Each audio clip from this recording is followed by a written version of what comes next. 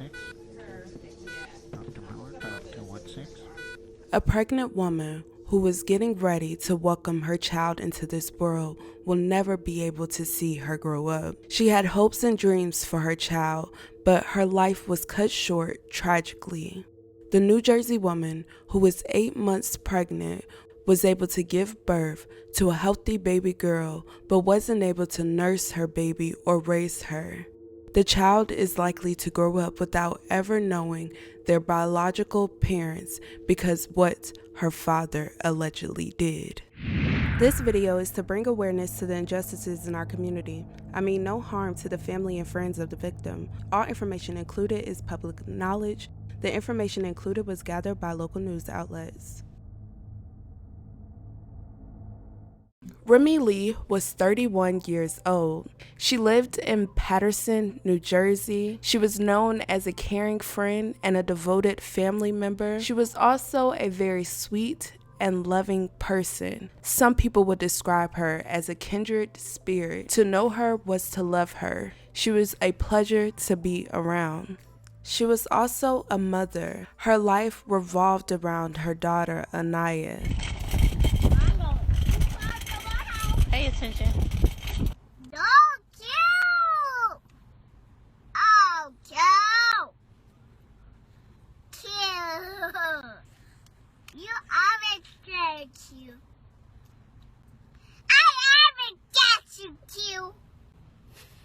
Lee was also 8 months pregnant and expecting another daughter with Donqua Thomas. According to reports, the two had been together for years and she supported him. With her due date being around the corner, which was November 17th, 2020, according to her baby's registry, Lee was preparing to bring a new life into the world. Sadly, while she was preparing for her child, someone was preying on her downfall. It's sad, disgusting, really.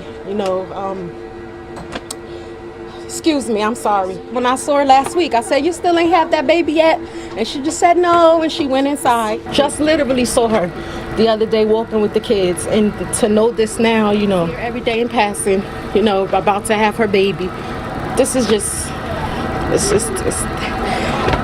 it's sad, disgusting, really. On Tuesday morning, Lee left her home for a doctor's appointment involving her pregnancy, officials said. While she was gone, Thomas pulled into the apartment complex in a red Dodge Dart. Surveillance video from cameras at the complex showed that the Dodge arrived around 10:43 a.m.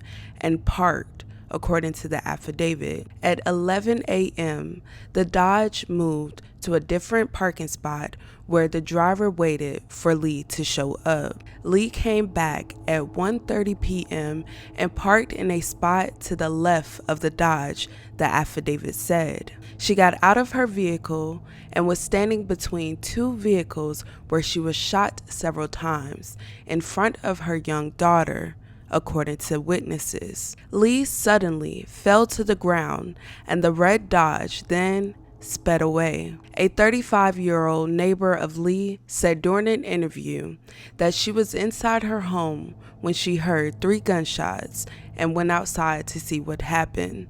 The woman, who declined to give her name, said that Lee was on the pavement surrounded by people trying to help her. We heard a girl scream, "Help, help, help, I need help, I've been shot." So I had my aunt to call 911. So then I, put on my clothes and my jacket and everything like that, and I locked my door because I didn't know, what was going on, and I have kids, so I told them don't open the door, and I went to go help the girl. Someone asked the victim who shot her. The neighbor recalled. "Quay," she responded, according to the witness. The police affidavit says Quay is the name by which Thomas, the alleged shooter, is known. Police were dispatched to the apartment in New Jersey at 1:37 p.m. on October 29th after receiving reports of the shooting. Lee was transported to St. Joseph University's Medical Center for emergency treatment. While at the hospital, Leah delivered her baby. However, she succumbed to her wounds and was pronounced deceased shortly after delivery. The baby girl, Maya, did survive, and according to her GoFundMe account, she was in the NICU. About 2 days later, the infant's father, 30-year-old Thomas, surrendered at Patterson Police Headquarters and was charged with Leah's murder, authorities said. The affidavit of probable cause for the criminal charges filed against Thomas does not say what may have prompted the shooting. Leah's family members have declined to speak with the media, which is completely understandable.